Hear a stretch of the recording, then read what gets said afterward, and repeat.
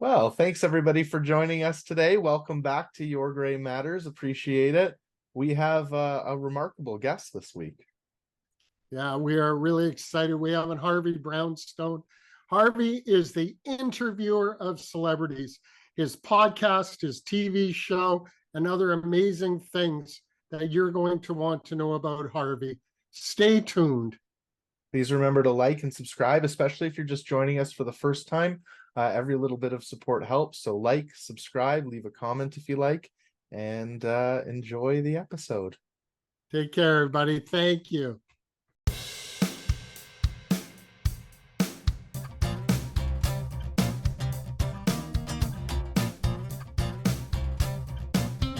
Hi, everybody. I'm Neil from Your Gray Matters. Welcome back. As you know, we are a show for baby boomers. Whether you have gray hair or no hair or red hair, but come on, we know what's under there. We know that our show is for you. And you also know that this show came from my belief that the human mind cannot be defeated, no matter what challenge we have as people on this planet. We will always find an answer. We always have. And I'm proud of our generation, everybody. We are accomplishers. We get things done. That's what our generation did and still does. And now we're facing retirement. And we're wondering what we want to do if we haven't figured it out yet. I turned to podcasting. I love bragging that I'm going to turn 70 in the next few months. This has been the best fun ever. And you know, with podcasting, I've discovered a great deal of myself. But I want to tell you that there's an old saying that I learned. And it said that when the student is ready, the teacher will appear. And my teacher appeared 3 weeks ago in my life. His name is Harvey Brownstone. You're looking at him right now. And I have been blessed to get my own miracle with Harvey. You know, Harvey uses his mind, his talents, and he's come from a tough beginning to a glorious, glorious life. I'll use that term because that is what he's created for others while creating it himself. He is a gift to all of us. And I will say one other thing. The late, great Dexter Yeager, who is one of my mentors, said, if the dream is big enough, the facts don't count. And Harvey, I think, is the embodiment of when the dream is big enough, the facts don't count. Harvey, I want to welcome you to Your Gray Matters. We are privileged and honored to have you on today. Everybody, I'm going to tell you a bit about Harvey in a minute, but Harvey, I just wanted you to say hello and welcome. Well, thank you so much for that beautiful introduction, Neil, and thank you for having me on your show. Oh, I'm very lucky and privileged, and thank you for coming on. Everybody, Harvey's bio is something special, and I don't normally read, but I'm going to tell you, this man has lived so many lives that the next 45 minutes should be the best 45 minutes of your life, just hearing his bio. No, I'm kidding.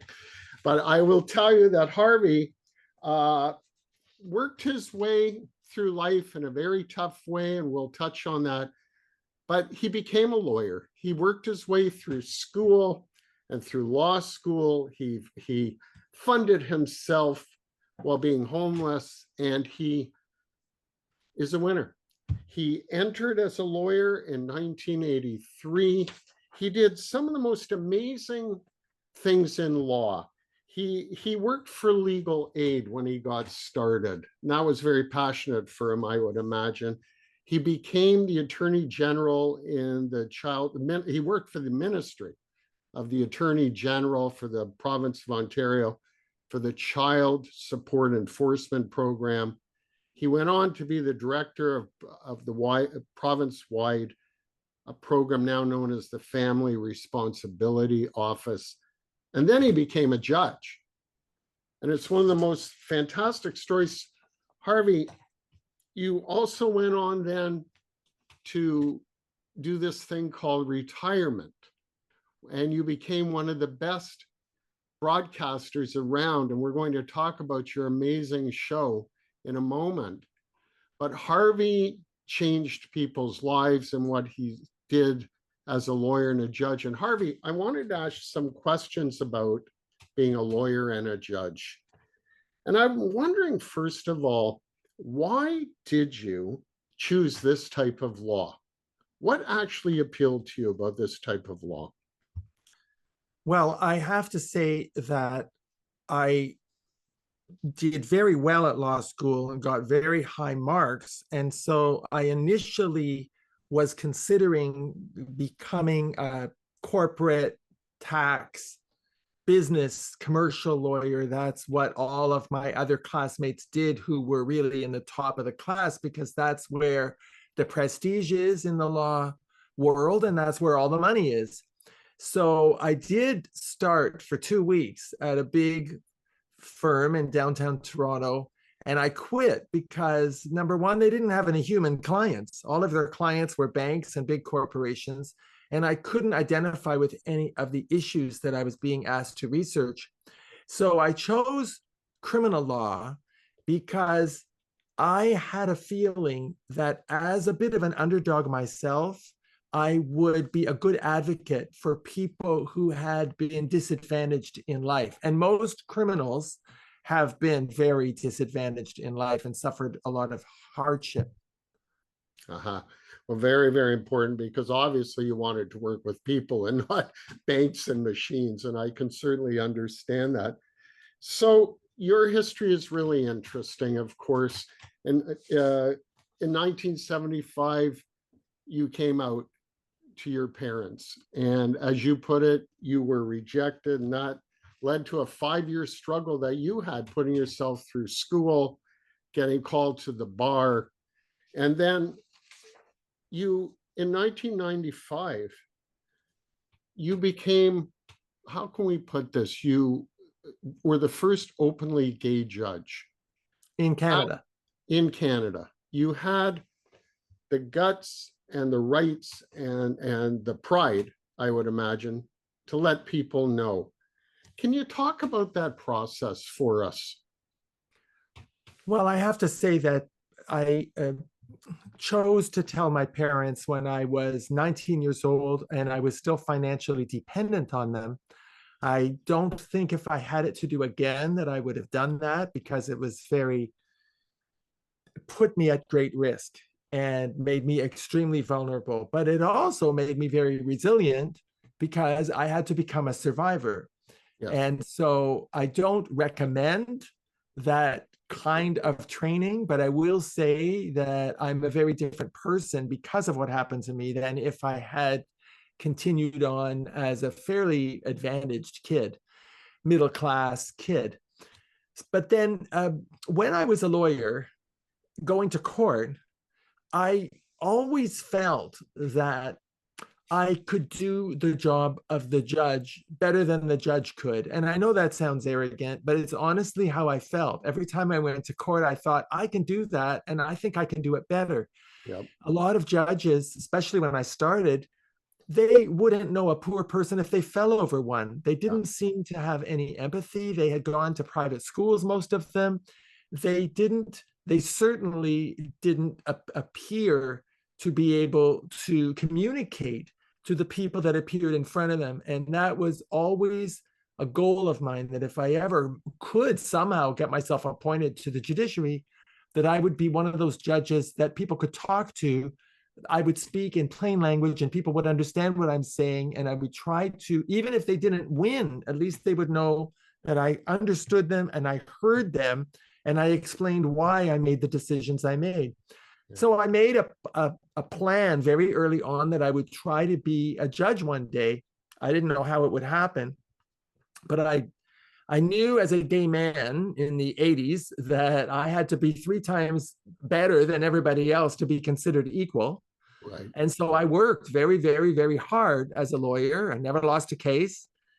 When I got into the government in the support enforcement department, I worked my way up to director, and I distinguished myself as a good lawyer. And lo and behold, I did get appointed to the judiciary, and it was not a secret that I was gay. Mhm. And I'm very grateful that the government had the guts to do that. Yes, thank God that we live in better times so that this can happen. And I have a daughter who's actually a they, and I've come to have great understanding. And what I've learned is that at the end of the day, people are people, and that the love and respect is owed to everybody and from everybody. But I know that it must have been difficult for you, and it's one of the miracles that we talk about, that you were able to do that and to do so well in it. And you spent, as you noted, many years as a judge. But I want to jump ahead now. Actually, I have a question for you, Harvey. Somebody made a comment to me recently, and I'm not sure if we want to tackle this, but I'm going to throw it out there for you. Someone who is very uncomfortable with our justice system today made an interesting comment. He said, "We don't have a justice system in Canada. We have a legal system." And he was quite perturbed. And I'm wondering if that makes any sense to you, and if you have any comments on that statement. Well, I think probably that statement reflects a particular experience that that person had. We definitely do have a legal system because our justice system is based on law, Right. and judges are required to follow the law. Where the justice is supposed to come in is when you do access the courts, whether it's because you're suing somebody or you're being sued or you're in family court over a dispute with your ex, or if you've been charged with a criminal offense, or if you're a victim or a witness, all of those different roles that people play in the court system. The goal of the judge is justice. I can assure you of that. Okay. Judges are independent decision makers who look at the evidence before them and make the best possible decision they can based on the evidence. The issue often is that the evidence isn't there. Many crimes, for example, happen, particularly sexual assaults, muggings, certain violent offenses. Many crimes happen with no witnesses there. And often a trial ends up being one person's word against another. And that can happen in lawsuits too. Yes. And then the judge's job is to decide who they believe, or whether they believe either of them or neither of them. And sometimes people do feel very strongly that they didn't get justice because the judge got it wrong, or they feel the judge got it wrong. And it's not a perfect system. I'm sure I was a judge 26 years. I would be foolish to think that I always got it right. I can only say that I tried my best, and the goal was to deliver justice. But it's a very imperfect system. And my heart goes out to anyone who comes out of that system feeling that they did not get justice, because there are many people who feel that way, and I would be wrong to say otherwise. Well, thank you for that. Many years ago, I was very friendly with a lawyer. He's passed on now, but he once made a comment to me. He said, in his experience, a lot of people end up in trouble with the law are actually good people who have made really, really terrible mistakes. And that with help and with time, they can get back to where they should be and where they need to be. And I always thought that that was a powerful statement from a criminal lawyer. Well, one of the most important lessons I learned very, very early on as a law student is that court cases are not about what happened. They're about what you can prove happened. Yes. And there's a big, big difference. Yes. And I think that if you think about that, it explains why there are many critics of the justice system, but nobody's come up with something better, not yet anyway. Yes, yes. Well, fair said, and thank you for that, and thank you for your service. I have to say, I know it's not easy, and I just know in my heart, you're probably correct that maybe you didn't get it right every time, but people benefited from having you as a judge. There's no question. Thank you. There's no question I hope so. about it. Well, I'll just believe that because I do believe that. And So Harvey, you moved on, you decided to do this thing called retirement. We are your Gray Matters, but I have very few friends who've actually retired when they retired. They looked for something else to do. And I'm wondering what your feelings are about transitioning to retirement. I remember you told me that most judges worked age 75, and yet at 65, you decided to go in another direction. What are your thoughts about this transition? Well, first of all, I should tell you that I got the job as a judge when I was 38. So by the time I was 65, I had done the job 26 and a half years. Wow. So I did the job much, much longer than most people. Most people get appointed to the judiciary in their 50s. Right. The second thing I want to say is that I don't use the word retirement. I didn't retire, I rewired. Fair enough. I rewired myself. I reinvented myself to do something that I'd always wanted to do. And I was one of these kids that grew up watching talk shows. I was addicted to Merv Griffin, Mike Douglas, Dick Cavett, David Frost, Barbara Walters, Johnny Carson, Larry King. And I was one of those people that felt that I could do it better. Yes. I would get frustrated because I'd say they didn't ask anything important. I don't feel like I know this celebrity any better than I did before the interview started. It was always a fantasy of mine to be an interviewer. Yeah. And when I was a judge, I wrote a book that became a national bestseller called Tug of War. Yes. That was a book that tried to explain to people the truth about family court and why it's not a good place to go. And out of that, the book became a bestseller. And I ended up having to do an 80-city North American promotional tour for the book. Wow. I was on every possible talk show and radio call-in show that you could imagine. And while that was happening, I was approached by a producer in BC and offered a television show called Family Matters with Justice Harvey Brownstone. Yes. And I was a talk show host, but because I was still a judge, I had to be very careful not to express personal opinions, not to talk about issues that I might have to litigate or that I might have to adjudicate, and not to discuss any ongoing cases. So it was pretty restrictive, but I was still a sitting judge, and I'm still the only sitting judge in the world that actually hosted a television show. But I knew that when the day would come that I wouldn't be a judge anymore and I wouldn't be restrained by the requirements of the job, I would then launch a different kind of interview program where I interview celebrities, authors, prominent individuals. So that's what I decided to do. So this was actually a plan that I had a long, long time, long before I retired. Yes. And actually, Harvey, you do have a great show, of course, the Harvey Brownstone interviews. And ladies and gentlemen, I want to tell you that this fella in just over 2 years has really hit the heights with his show. I encourage you to watch it. We will be posting all of Harvey's show information at the end of this podcast. But just in over 2 years, he has over 5 million viewers. He has thousands of subscribers. He has a TV show in Europe. That's a pretty good start, Harvey. I can't imagine what you're going to do next other than do my podcast. That's like pretty exciting. And Harvey, I have to tell you, and then I'm going to be quiet because it's much more fun to listen to your voice than mine.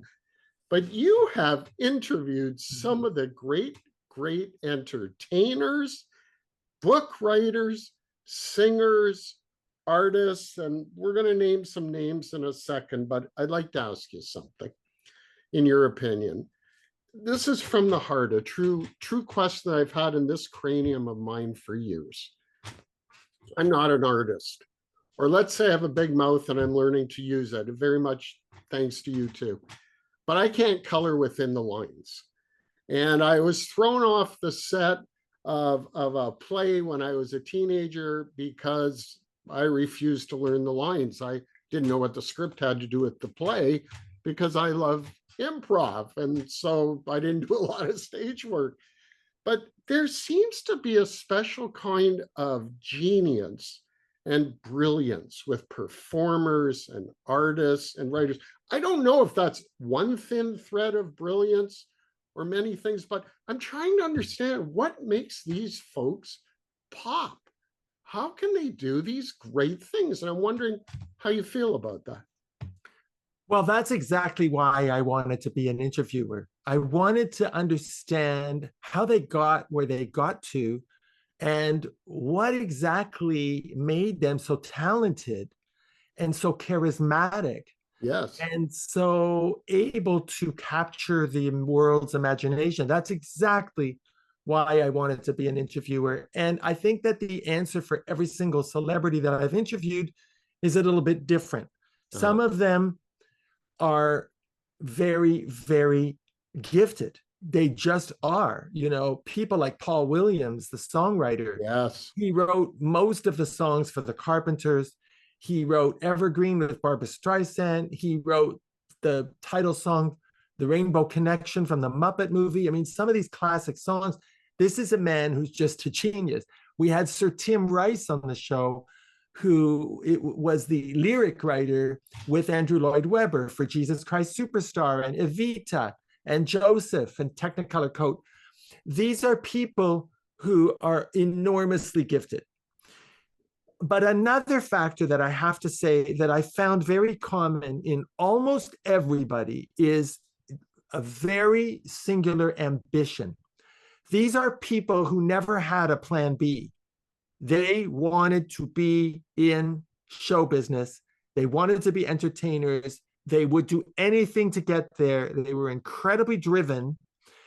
There's a lot of luck involved, for sure. Every single celebrity has mentioned that timing and luck had a lot to do with it, but they never gave up. They were somehow able to manage the rejection, the hundreds of rejections that you get when you're climbing up the ladder. Mm-hmm. And I really identified with that because I faced a lot of rejection as a young lawyer. Mm-hmm. And certainly when I started my show, my ambition to interview world-class stars when I had no show business connections and no experience was pretty, it was a fantasy, but I was as driven as them. So that's what I've learned so far. But, you know, beneath all of that, these are just regular people. And although I must admit I get very starstruck, I have to say, once they sense that I know what I'm doing, that I'm well researched, that I've prepared, that they're going to get an interview that not like any other interview they've ever had, they become very relaxed. Many of them have remained my good friends. They've sent me other celebrities to come on the show. So it really is about proving yourself and delivering a product that the public can't get anywhere else. That's really the success of having a show like yours and like mine.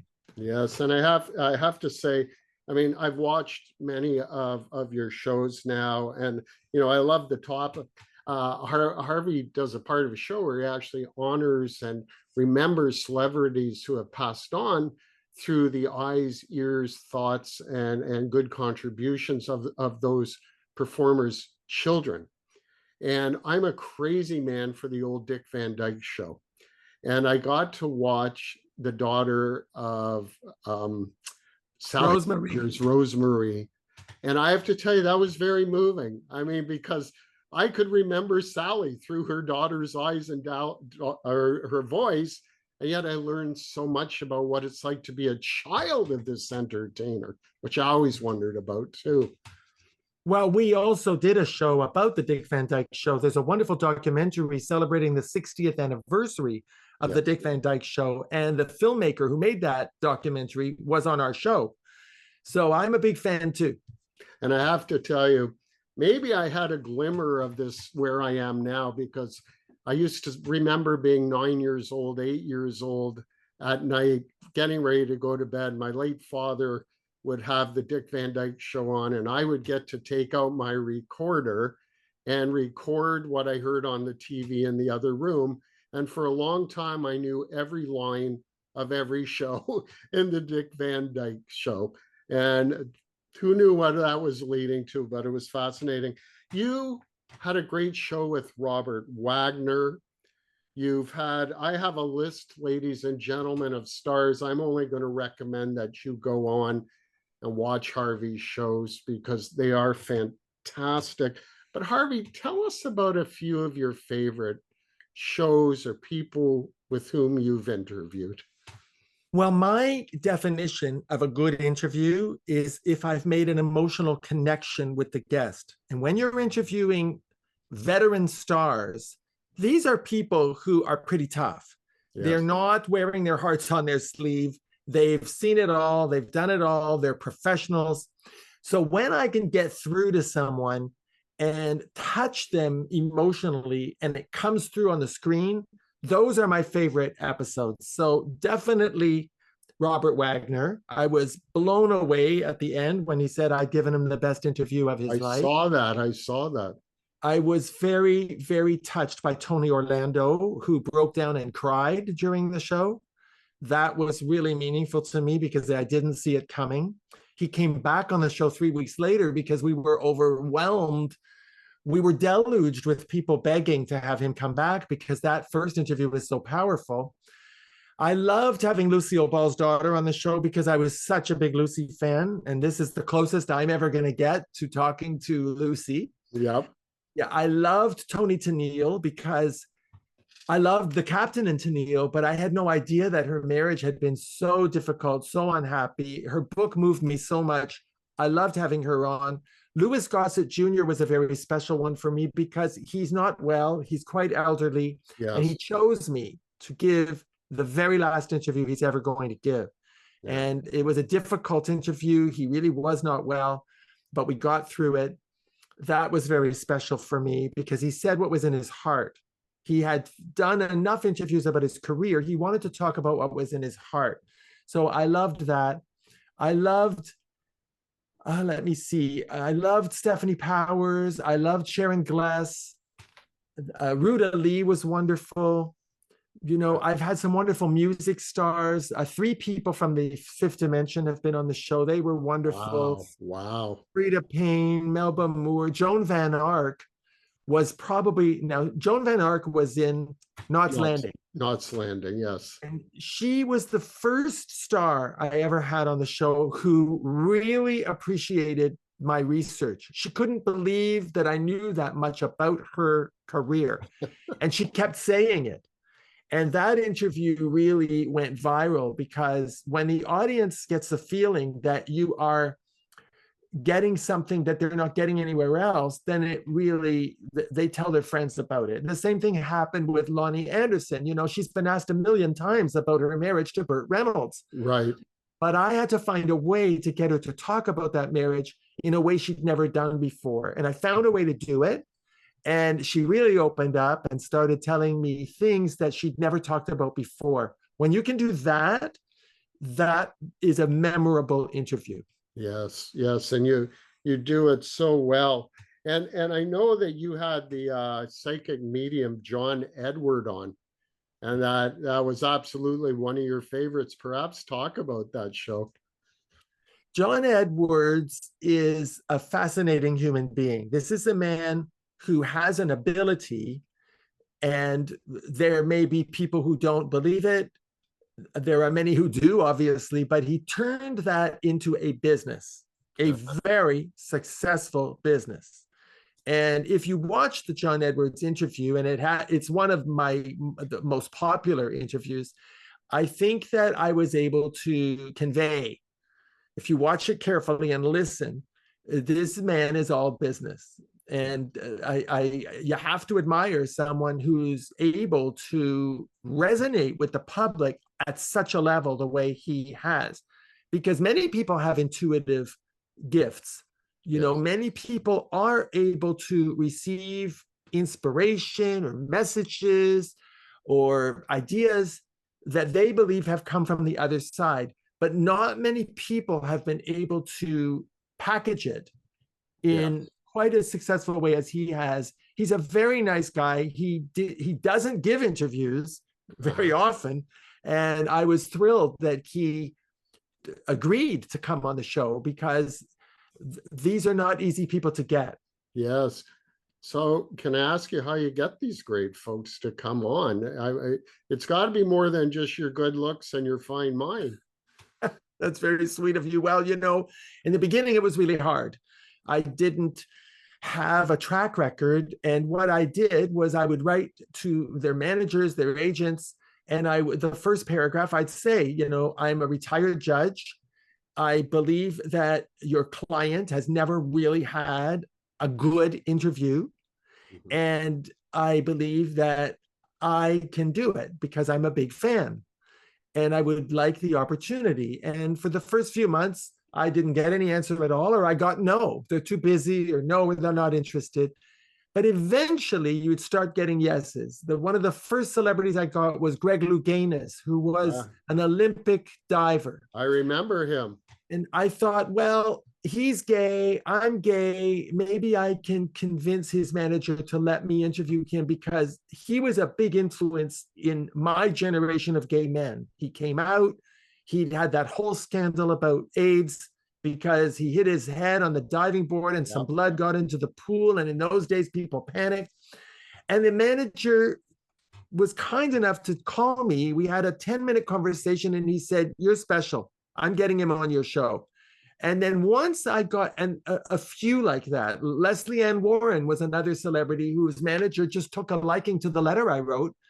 And she came on the show. And then once you get a few celebrities, then you can show what you do and how good you are at it. And then it started happening more and more and more. And then eventually, after about 6 months, I was approached by a manager in Hollywood who said, "You're doing something nobody's doing. You're giving in-depth interviews that are really substantive.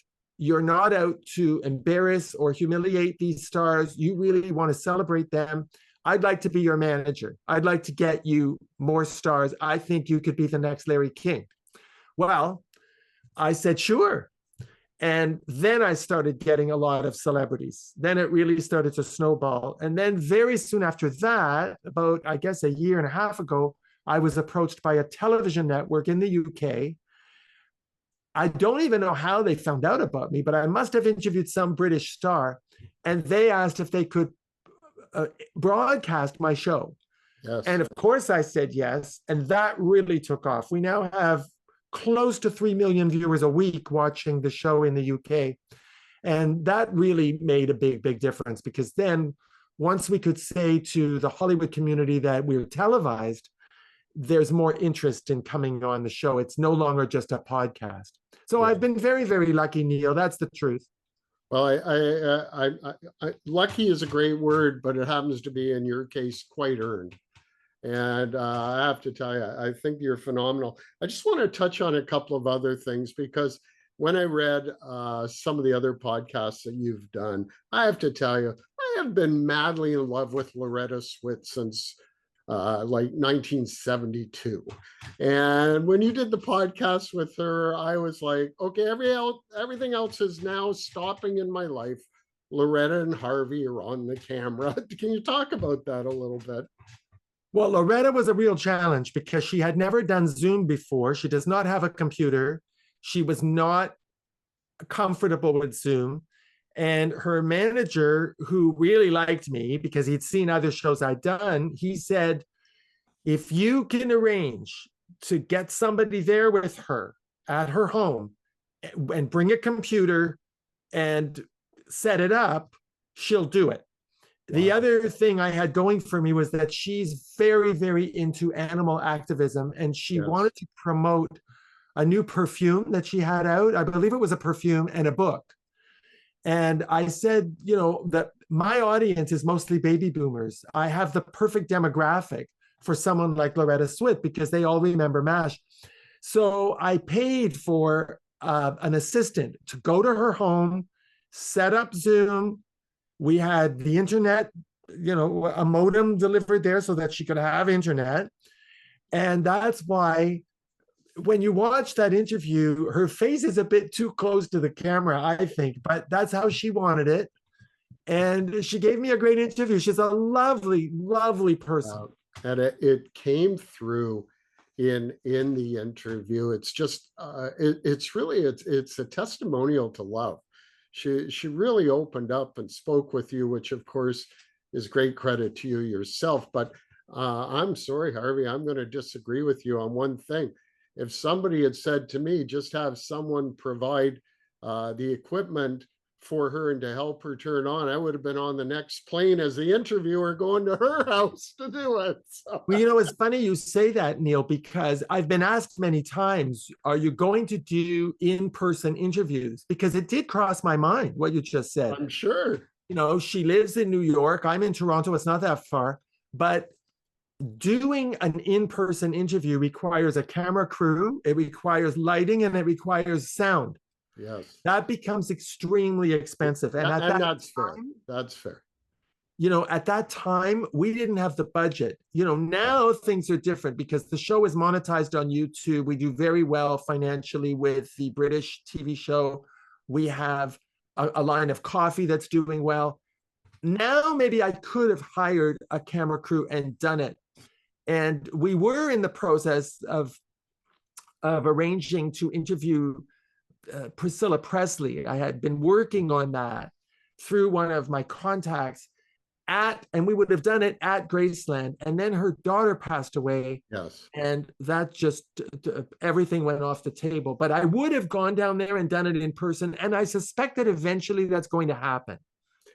You know, that is exciting. I've been able to meet certain celebrities too. I did a podcast, one of these podcasts, Your Gray Matters, on volunteering and what one gets out of volunteering, not just gives to a charity. And through that, we've had the privilege, my bride and I, of hanging out with Henry Winkler and Andrea Martin. And my claim to fame, only in my own mind, is that I actually made Martin Short laugh. And I will hang on to that for the rest of my life. And the interesting thing is, Andrea Martin, talk about brilliance.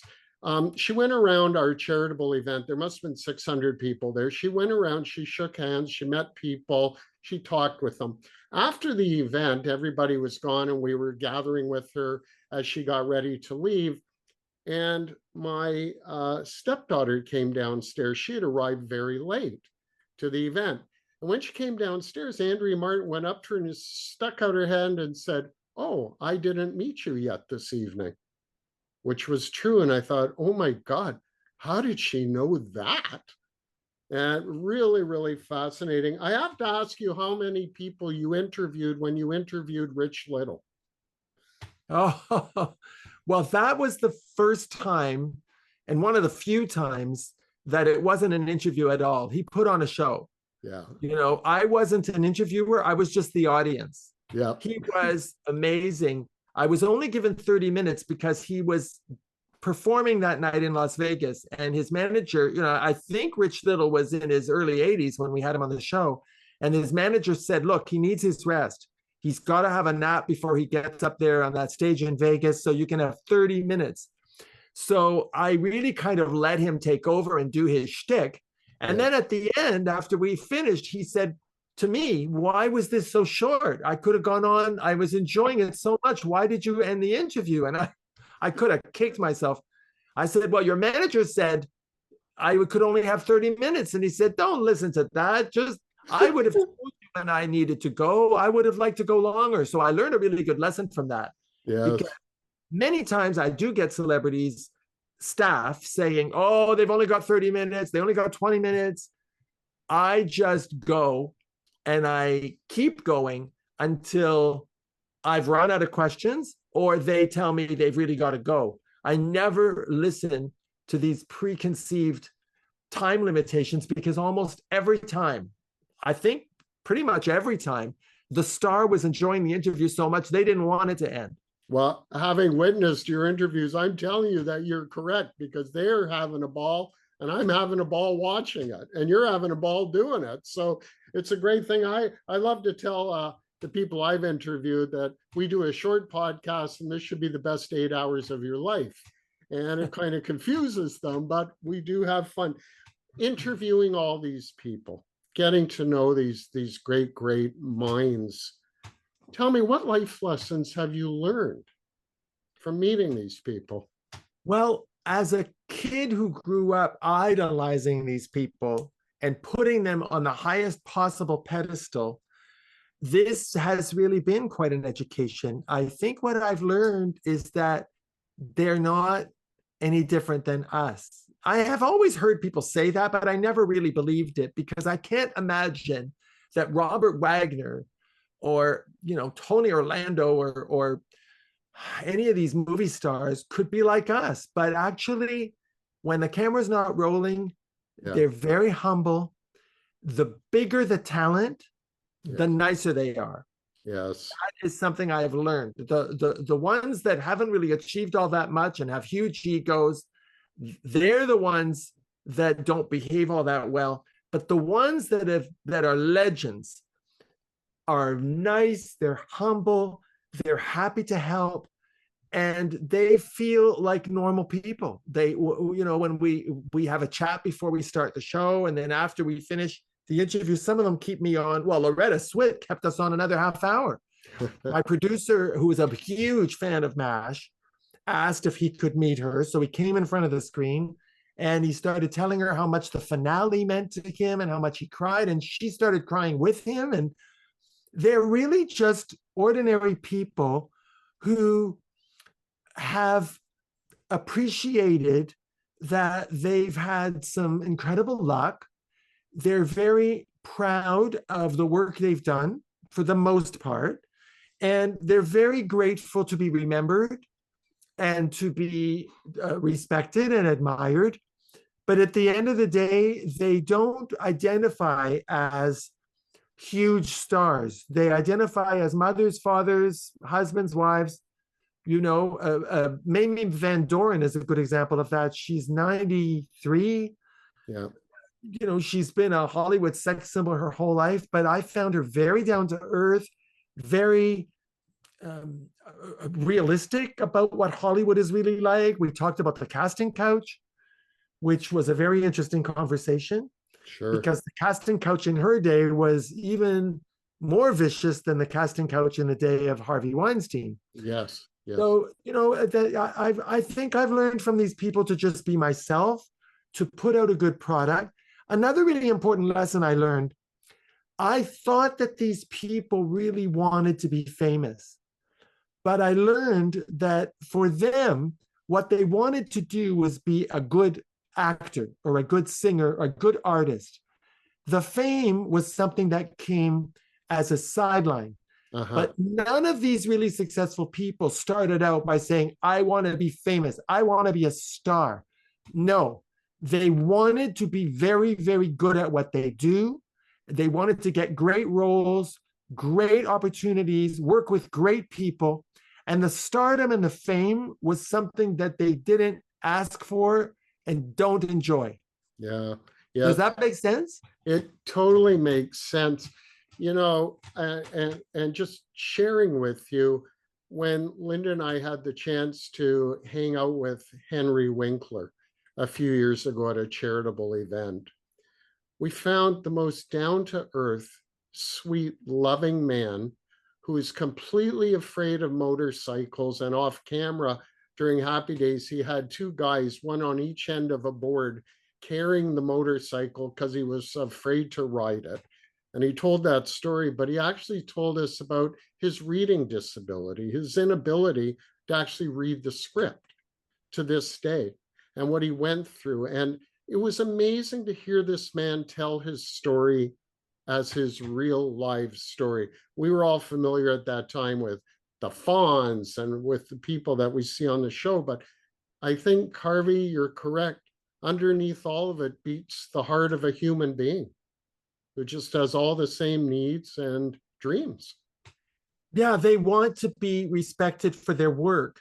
They want directors, producers, and their industry colleagues to feel that they are good at what they do. They want the fans to like them too, of course, you know, and they certainly enjoy being wealthy. Yes. But the fame part of it is not enjoyable. You know, someone like Robert Wagner, who's been a star since his early 20s, has lived through it all. Yes. I don't think fame is high on his list of the best things in his life. Yes. And most of them would say the same thing. Yeah, and I think that that's probably very, very true. I wanted to ask your opinion on how Canadians are doing in the entertainment field. I've been of the opinion, unless a Canadian goes down to the United States, it's a tough ride. And I have a very dear friend who is a jazz singer from Canada. When she goes offshore, she can put tens of thousands of people into arenas to hear her, but come to Canada and she's happy to get 40 people out to a bar. And I find this so odd, Harvey. I'm wondering what you think. I think you've hit the nail on the head. The Canadian entertainment industry is, as far as I'm concerned, non-existent. They do make movies here, but these are American movies that are cast in Los Angeles and filmed up here. But we've just recently heard that Entertainment Tonight has been canceled in Canada, the Canadian version of it. I think it's very significant that my manager is not Canadian. My publicist is not Canadian. Everyone I deal with, I'm on television in the UK, not in Canada. I have never been approached by anyone in Canada to take our show to the next level. It's all in the United States and the UK. And I find that sad, but I accept the fact that to make it big in Canada, to be really considered a huge star in Canada, you have to make it big in the United States first. And that was a strategy that I understood from day one. And that's why we don't have a lot of Canadians on the show. I have asked certain Canadians like Martin Short and David Steinberg and Jim Carrey and Shania and Anne Murray and Celine and many Canadians, Daniel Levy. I've approached all of their managers. I've never received a yes. Paul Anka is another example. Canadians don't really want to do a Canadian show because they see it as a bit of a step back. Yeah. And until you make it big in the States, you're not a real success in Canada. So I am very happy that we have a huge success in the States. Yes. But much more than I could ever have hoped. I think 90% of our audience, the 5 million viewers a month, is American. And the rest come from Canada, the United Kingdom, and Australia. I'm fine with that. Sure. But it is sad. Well, as of today, you will be my last Canadian on this podcast. No, I'm just kidding. And I have to say, it is true. I'm seeing it through my friend's eyes, who's this world-loved jazz singer and can hardly get a gig here. So there's some rumors flying around about you. You're in some pretty high-level talks with major American networks. Are you going to be the next Larry King? That's a really difficult question to answer because there's a lot of interest in what I do. There isn't anybody else doing what I do with celebrities. There are lots of internet podcasts out there, but my show is not live. It's filmed, it's edited, it's polished enough to be on television. And my style of interviewing is very reminiscent of what I used to do in the courtroom. So I have been approached by numerous networks, platforms. The issue for me is, do I want at this stage of my life to be controlled by a network and have the pressures that come with that, which are all about ratings and money? Right now, I'm on YouTube. I have full control over my show. I can make each interview as long or as short as I want. I don't have to squeeze it into 30 minutes. I don't have to please network executives. And I love that freedom. I'm not doing it to be famous, and I'm not doing it for the money. Yeah. So the things that would have appealed to a person going on a big network don't necessarily appeal to me. Does it mean I won't do it? No, I'm not sure. Yes. The advantage of becoming the next Larry King is that I could then interview the highest level celebrity, the A-listers. Yes. The Meryl Streeps and the Robert De Niros of the world would come on my show if I was the next Larry King. That's the big advantage to becoming a household name in a major, major show. And that is very appealing because I'd love to interview those people. But I have to weigh that against the anonymity I have right now and the independence I have right now to do the show the way I want. And I would lose all that if I were beholden to a studio, a network. There's incredible control once you get into that level. So I'm not sure. The answer is I don't know yet. And that's fair. But if and when you do become the next Larry King, maybe you'll actually get Canadians to come on and talk to you. Oh, then they would come on for sure. For sure, for sure. Oh, of course. I want to ask you, Harvey, and thank you again for all of this. So privileged. But I wanted to ask you about who did influence you. I mean, I'm a Johnny Carson guy.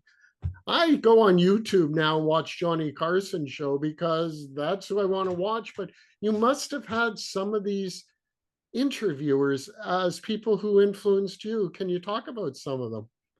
Well, I hate to tell you, Johnny Carson was one of the people that I found most frustrating. I felt that he was so frivolous. His questions were so superficial that it would drive me crazy. You know, when you get someone like Betty Davis and Bob Hope and Sinatra and some of these legends on the show, and they would make silly jokes. And I think that he was an entertainer, not really an interviewer. And he was having conversations, but they were not what I would consider an interview. So, I mean, I liked him. I was very impressed that he had every major star. I mean, he had Judy Garland, he had them all. Yes. But I never felt I learned anything from any of the guests that were on his show. So I was drawn to people like Dick Cavett, David Frost, Barbara Walters, James Lipton, to a certain extent, Larry King. But I felt Larry King got quite formulaic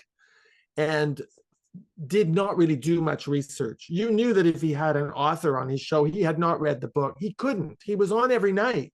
Yes. And, you know, we do sometimes 3 shows a week, but each of those interviews takes me weeks to prepare. Sure. Because I've read the book if they've written it. I've watched their movies, their TV shows. I've watched their other interviews. It takes an enormous amount of work. Absolutely. Really come out with an interview where people will go, wow, nobody's ever asked me that before. That's hard. Yes. And so I was always drawn to the interviewers who had done their research, or they had a staff that did the research, not to people like Johnny Carson. But I will say that Merv Griffin, surprisingly, you know, he was an entertainer too, him and Mike Douglas. I feel they were really very good interviewers. Yes, yes. Your answer is very true. And I certainly listened to every one of them. I was a big Mike Douglas fan too, I have to say. He was special. And yeah, you're quite right. I liked, as a young man, listening to Ted Koppel. I always felt that Ted Koppel did a great job too. And I learned a lot. Harvey, not only have you done all these great things, but you've had recognition. There's a song called I Am Yours that was written for you. And I'm wondering if you could talk a bit about this most glorious song that I've listened to. It brings tears to my eyes. And I know that it will for everybody.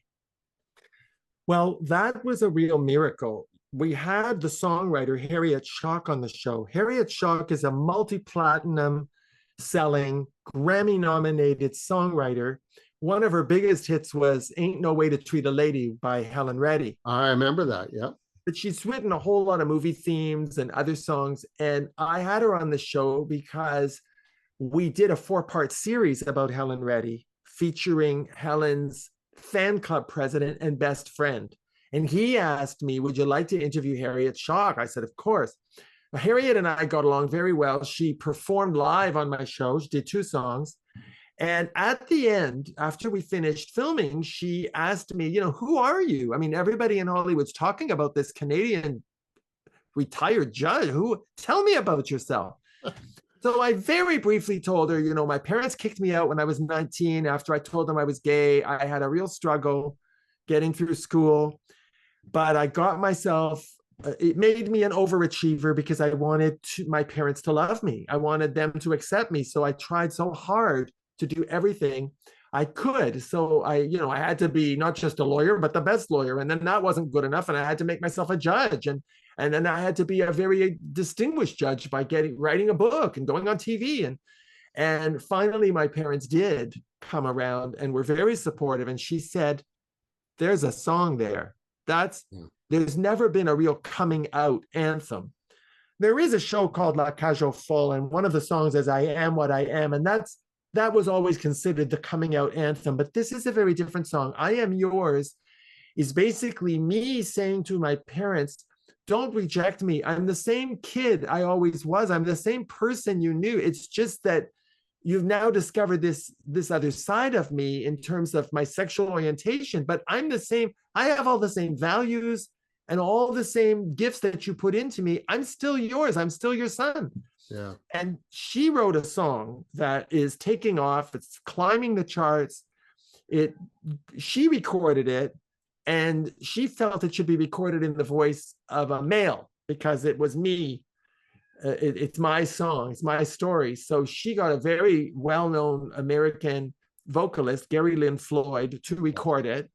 And now the song is becoming quite a hit. And I have to say, Neil, I cry every time I hear it as well. I did this morning, and everybody, we're going to, of course, post the name of the song. I hope to actually post this song, because I have to say, this is an important piece of work. This is not only a tribute to you, but it's a tribute to so many people. Well, you know what I've learned? Many people feel that they were not accepted by their parents. That had nothing to do with being gay. Mm-hmm. Your parents may not have approved of your career choice or the partner you ended up with or something else you've done with your life. And so the song is actually very universal because it speaks to anybody who was craving parental acceptance. Yes. Because we want our parents to love us and we want to make them happy. And that's what Harriet tapped into in that song. And so it's actually quite universal, far beyond the issue of coming out as gay. Yes. Well, congratulations. Well deserved. And it's not just a song. It is an absolute sound of beauty. And the story is remarkable, as are you. Just before we wrap it up, you've done all these great things, but there's only one claim to fame that you have, Harvey. The rest of this, I'm sorry, isn't that important. What you've done is you have a coffee named after you.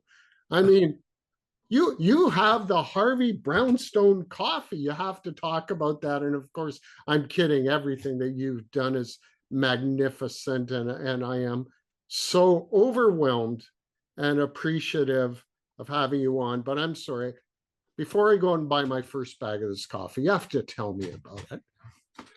Well, I've had a few guests on my show who were the children of legendary stars. I've had, Ava Gardner's niece. We had Boris Karloff's daughter. We had Joan Crawford's grandson. All of these that I've named have a coffee named after the star. There's a very prestigious coffee company in Hollywood, hollywoodblends.com.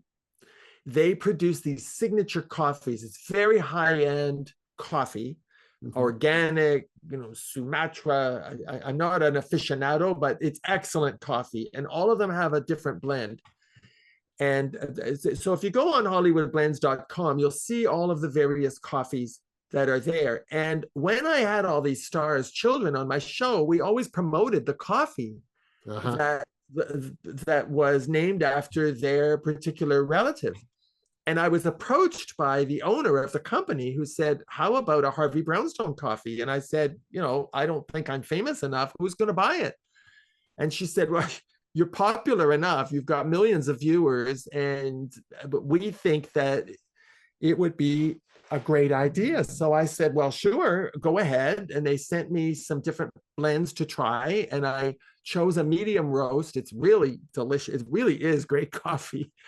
And so I agreed that they could produce a Harvey Brownstone coffee. And I thought it might be just kind of a fun promotional item for the show. But Neil, to my shock, it's become quite a successful product in its own right that nothing to do with the show. I'm sure people buy the coffee who don't watch the show and don't even know who I am, but it's really a great coffee. So there it is, Harvey Brownstone Talk Show Blend Coffee at hollywoodblends.com. Wow, so exciting. Well, I hope to see you at some point soon in Toronto, and it will be exciting to sit down with you personally, but I'm just coming for the coffee. So absolutely, I'll make sure to give you a bag. Harvey, this has been such a privilege. And everybody, I want you to know that Harvey Brownstone interviews can be found on YouTube. I'm reading this. Harvey has an amazing website, which we will post for you, the harveybrownstoneinterviews.com. And he's in the UK, he's in Europe, his show's found in North Africa and in the Caribbean. Ladies and gentlemen, if you can tune in to XPTV1, you will find his show. Harvey, you're a blessing. We're all very lucky to have you. And I've had my teacher appear. I will keep you on if you'll allow me as one of my mentors. I'm a great believer in mentoring. A mentor has reached where you want to be. They may not become your best friend. They may not become anything else in your life. I hope that we'll have more, but they're willing to share with you how they got to where they want to be and how you can get to be where you want to be. And this podcast has been a part of that. Bless your heart, Harvey. Continued success and keep doing what you're doing. Thank you very much. Well, thank you, Neil, so much for having me on your show. I think you've got a wonderful show. I'm enjoying watching your episodes. You're a natural at this. You gave me a great interview. I'm very, very grateful to you and to your son who assists you with it. Thank you so, so much. And thank you to your viewers. Thank you. Well, thank you very much. And I will catch up with you again, ladies and gentlemen. Thank you very much. And we'll be back next week with another great Your Gray Matters podcast. Have a great week, everybody. Thank you, Harvey.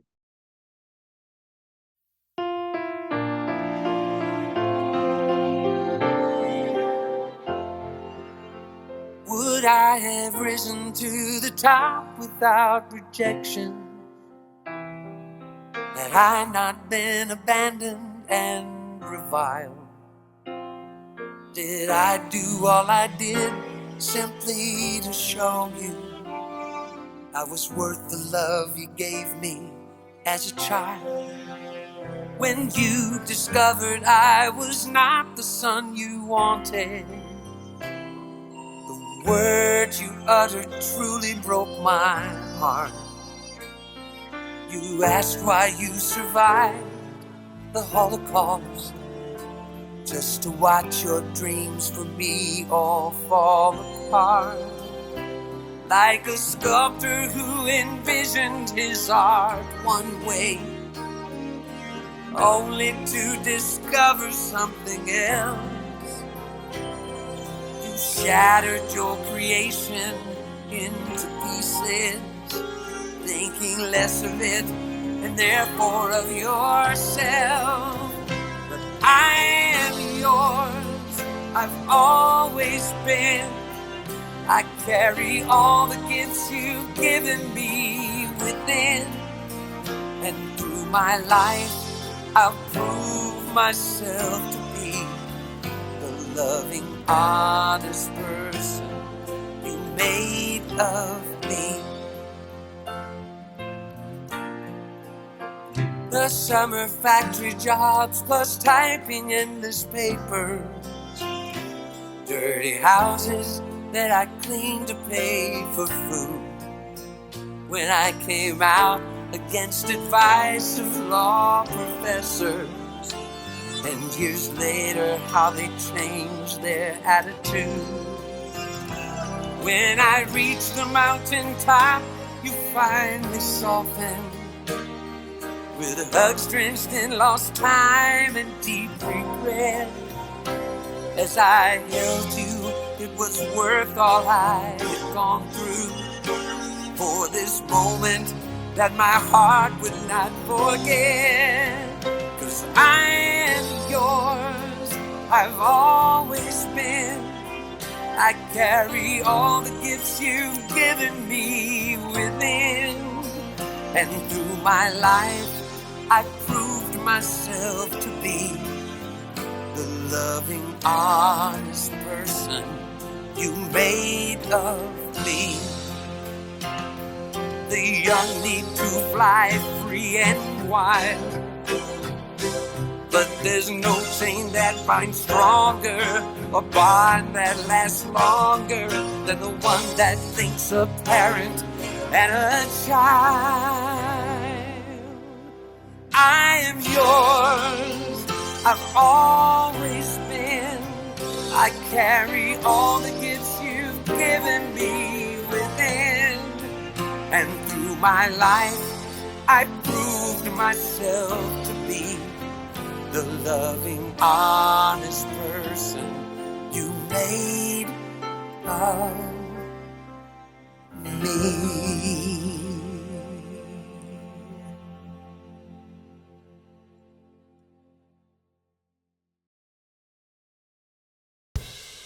Thanks for listening to the Your Grey Matters podcast. The Your Grey Matters podcast was created by Neil Silvert and Jason Silvert, written and hosted by Neil Silvert, edited by me, Jason Silvert, and produced by Neil Silvert and Jason Silvert. Please follow us on any major podcast platform, watch us on YouTube, like and subscribe, and email us at yourgreymatterspod@gmail.com with any questions or feedback. Thanks for listening. Views, thoughts, and opinions expressed are the speaker's own and do not represent the views, thoughts, and opinions of the Your Grey Matters podcast. The material and information presented here is for general information purposes only.